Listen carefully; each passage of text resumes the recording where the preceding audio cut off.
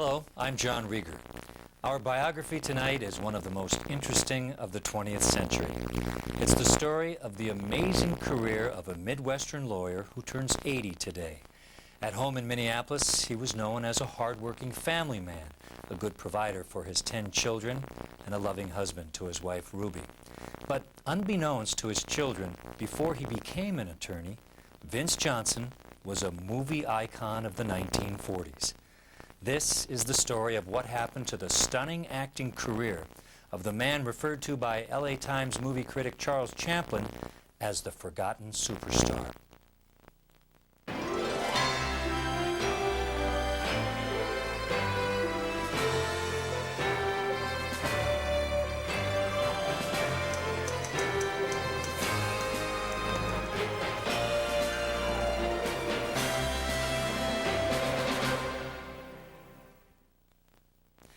The time is 1943. America is in the midst of World War II. A young enlisted man from the cold plains of Minnesota is transferred to downtown Los Angeles for duty in the Air Force Weather Corps. By 1943, fights were common between Marines and Mexican-American men commonly called zoot suits for their wide lapelled clothing. This led the armed forces to place Los Angeles and Hollywood off limits to most American servicemen. But Vince Johnson was the exception. If you were outside Los Angeles, you were out. If you were inside, you were in, and Vince Johnson was in.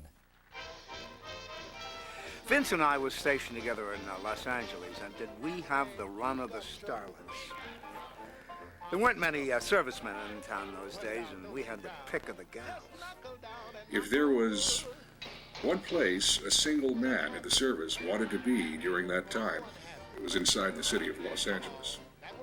All the movie people, the stars, the producers, the directors, literally fell over backwards in making the servicemen feel welcome and at home. There was the Hollywood canteen, invitation to parties at the stars' homes, visits to the studio. This was the way the Hollywood community believed they could help the cause. They also knew a lot of these guys weren't coming back. During the day, maybe a visit to Hollywood Park. Vince was always partial to the horses. And then maybe an afternoon swim at Bette Davis's house. Then that evening, dancing at the Hollywood Canteen with Diana Durbin, Betty Grable, Shirley Temple. Vince and I knocked them dead, and people noticed, people like movie executives. A chance meeting at one of the parties led to a screen test for Vince Johnson at the biggest studio of its day, a place that billed itself as the home of all the stars in Hollywood, MGM. Vince's screen test absolutely wowed them. When Louis B. Mayer saw it, his reaction was, "We can't have somebody like that around. All the other stars will quit." I actually heard Louis B. tell an assistant, "Send Vince's test over to Jack Warner." And that's how we ended up there. But it was at Warner Brothers that Vince Johnson made his first film, Howard Hawks' To Have and Have Not. It was while shooting this movie classic that Vince Johnson met his future wife, Ruby.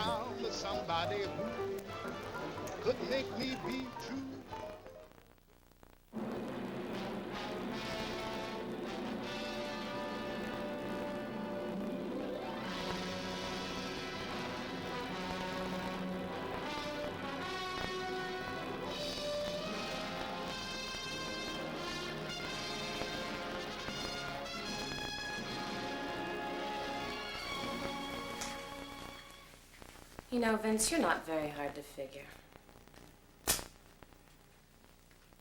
Only at times.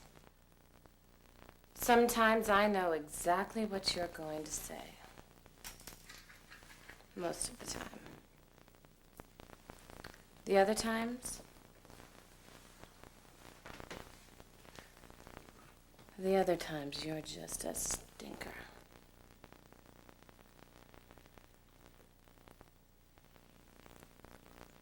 What'd you do that for? Been wondering whether I'd like it. What's your decision?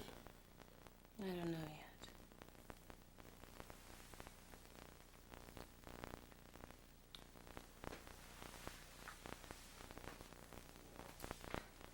It's even better when you help. You sure you won't change your mind about this? Uh-huh. This belongs to me. And so do my lips. I don't see any difference. Well, I do. Okay. You know you don't have to act with me, Vince. You don't have to say anything, and you don't have to do anything. Not a thing. Only maybe just whistle.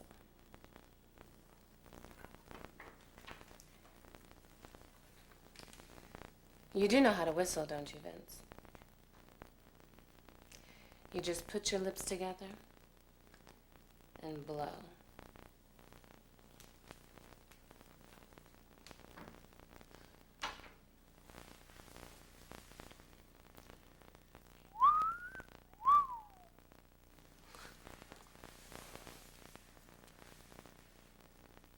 The success of this film led to Vince's role in perhaps the greatest film of the 1940s, Warner Brothers' Casablanca, I'm afraid, Major Strasser would insist. which originally starred Vince and I'm saying Ruby. it because it's true. Inside of us, we both know you belong with Victor. You're part of his world. I think it keeps him going. If that plane leaves the ground and you're not on it, you're gonna regret it. Maybe not today, not tomorrow, but for the rest of your life. But what about us? We'll always have Paris. We didn't have we? Lost him until you came to Casablanca. Got her back last night. And when I said I would never leave you. And you never will. But I got a job to do, too. Oh, where I'm going, you can't follow. What I gotta do, you can't be any part of. I'm no good at being noble. But it doesn't take much to see that we could have 10 little children. Someday you'll understand that.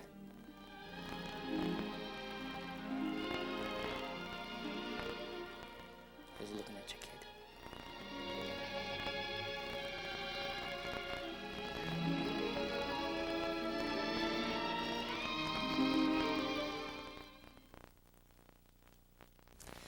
Vince Johnson's masterful performance led an established star at Warner Brothers to threaten to quit. That star was Humphrey Bogart. Bogart especially said he was through as an actor if Vince continued to act. And all the other stars at the studio, John Wayne, Gary Cooper, Clark Gable, they said, to hell with it. We can't compete anymore. Vince is going to get all the roles. Stewart and Gable just gave up. They went and enlisted. Well, they knew they had to do something to put food on the table. Faced with the prospect of Vince taking all the roles, the Screen Actors Guild blackballed him. Hollywood executives told President Franklin Roosevelt that there was no hope of having any morale if Vince Johnson continued to act. Vince was shipped out to Guam, where he would stay for the remainder of the war. The Guild also ordered that Vince's name be removed from each of his films. It wasn't until Bogart's death that these original prints were finally uncovered. It was really awful what they did. Not only didn't he get an Oscar nomination, his name was taken off the credits of every picture he was in. Instead, they gave the credit to John Wayne, Bogart, Stewart, Gable, even though they weren't in the film. Even years after the war, they were still using his performances in movies under other stars' names, like Brando, James Dean. That's not Dean or Brando, that's Vince. Olivier in Hamlet, Vince. Play Misty for me, Vince. Bridge over the River Kwai, Vince.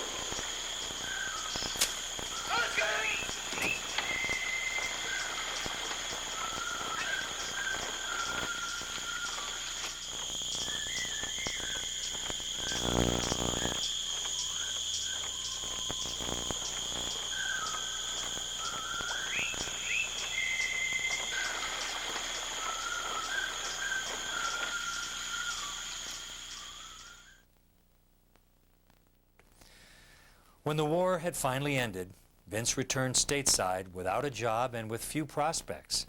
Believing his movie career was over, Vince decided to marry his co-star, Ruby, and return to Minnesota. I practiced law with Vince Johnson for some 50 years, and I always knew that he was a famous movie actor. During the war, I was stationed with the FBI on the West Coast, and we got this directive from John Edgar Hoover that if we ever ran into a fellow named Vince Johnson, we should do everything to prevent him from going back into the movies. Sheriff Munchinson, this is Smith Ambrose in Washington. Seems like we got cut off last time.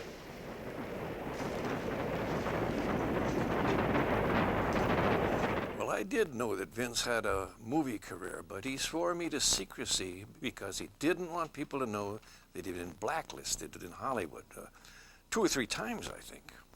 But I knew he was a great actor because every time I saw him in church, he prayed just like Bing Crosby. Instead of making movies, he and Ruby made children. But in true Hollywood fashion, take 1 led to take 2, take 3, take 4, 5, 6, 7, 8, and 9. They finally stopped at take 10. Vince was just wonderful, a wonderful person to work with in Hollywood, and many of us actresses wondered why he left. Some of us thought that maybe it was something we said or did. It's not uncommon for these most successful stars to opt for a simpler life and suddenly disappear. Take Johnny Carson, for instance, living the American dream and nobody knows where he is. After a while in the limelight, the stars seem to yearn for something deeper, more meaningful. For Vince, that was family, and he made the best of it, although he continued to struggle with his other obsessions. Though he was successful, Vince still secretly yearned for the golden screen. Through the 1950s and 60s, his influence continued to be evident, as entertainers such as the Rat Pack adopted Vince's characterizations and mannerisms as their own. All right, girls, time for your nap. Beat it. Hey. See you later. Ta-ta. All this time, I thought he was just a lawyer. Okay, he went to the casino and he played golf a lot. But it wasn't until we started shooting that scene, it came from somewhere else, that I realized what a great acting talent this guy was. I remember I had that scene where I get shot, and the director came up to me, and apparently he didn't think I was doing it right. Well, it was Vince who showed me how to play that scene. And I remember he said to me, "Dick, you got time to bleed."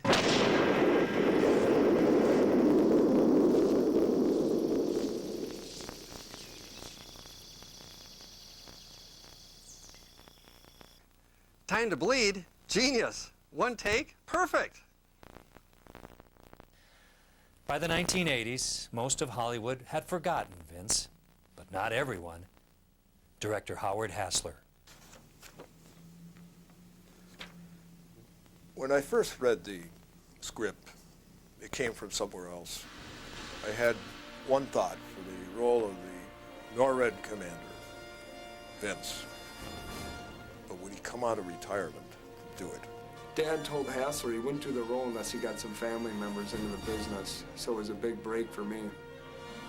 Vince decided to help his struggling son, Joe, find a career. Many people were surprised when Vince took the role. Everyone had forgotten that Vince Johnson could act, even Vince, but his role proved otherwise.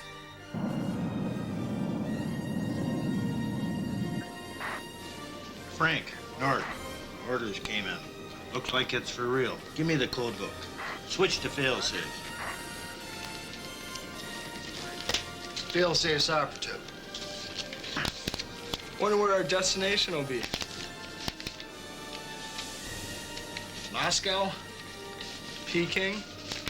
I think it's Grand Bosch. Yep, it's Grand Bosch.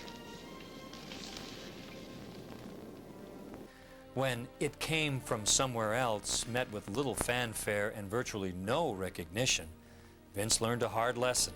He couldn't give the magic away, not even to his son.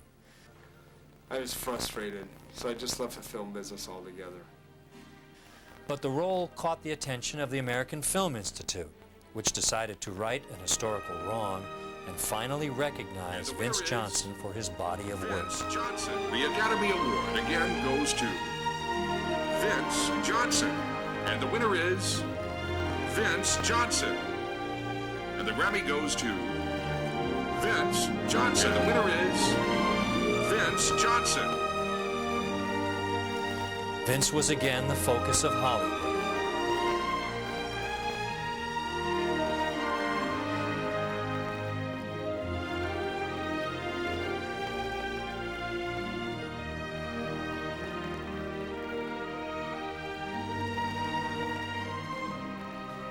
As soon as Dad started acting again, people in Minnesota started getting jealous and started yelling things at him like, why don't you and your family get out of town? It was at this point that Tim and Ted realized this and moved to California. I soon followed later, and as a result, I still don't have an address. I thought it came from somewhere else was going to be my big break. But instead, it was Vinny's comeback picture. And now he's starring with Jane Seymour. Well, Vince is my favorite co-star. And you might say that he's really responsible for my role in Dr. Quinn, and such a gentleman. But somewhere in time, he was a real star.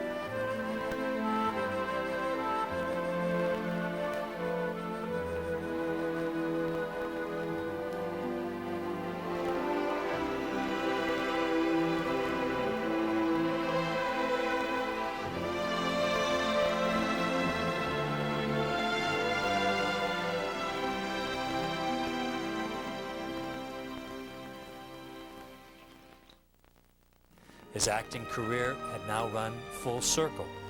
The distinguished screen veteran gratefully accepted awards and accolades from the screen community, but most proud were his children, all 10 of them. I can't tell you how proud I am of him, but growing up with a famous father hasn't been easy. Whenever people see me, they always said, there goes Bonnie Johnson. She's the daughter of Vince. So I don't go out anymore. You know, I don't even know why Vince became so popular. But if you want the truth, if you can handle the truth, it's Ruby. Ruby's the reason, man. Ruby's the reason Vince did what he did. If you ask me, Ruby's as good as it gets, man. So it is, a legend like no other, a true icon of the American dream, Vince Johnson.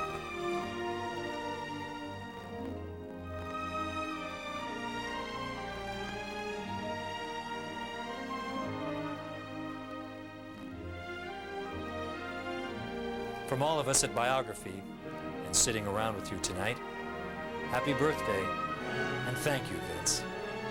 Good night. Happy birthday to you. You belong in the zoo with the lions and tigers and the monkeys like you. Happy birthday, Grandpa. Nice job. What a load of BS this is. I'm out of here.